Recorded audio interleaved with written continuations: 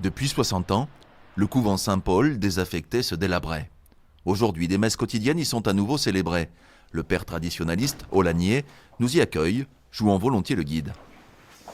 Et voilà donc l'église qu'on vient de restaurer. On a commencé la restauration de ce couvent par l'église, à tout seigneur, tout honneur. Et donc cette église avait été squattée, brûlée, toute l'estrade avait été brûlée, naturellement la fumée avait noirci tous les murs. En 1870, sœur Sainte-Roque, venue de l'abbaye corésienne d'Aubazine, y installe la première congrégation.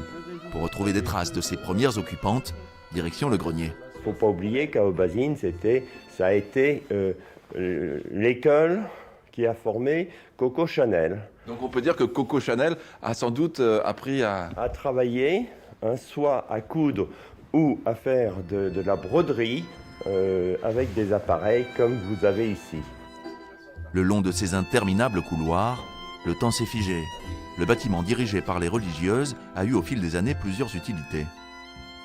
Nous voici dans un dortoir où il y a eu et pensionnat, orphelinat en premier, pensionnat, et entre 1914 et 1918, c'était un hôpital bénévole, secondaire.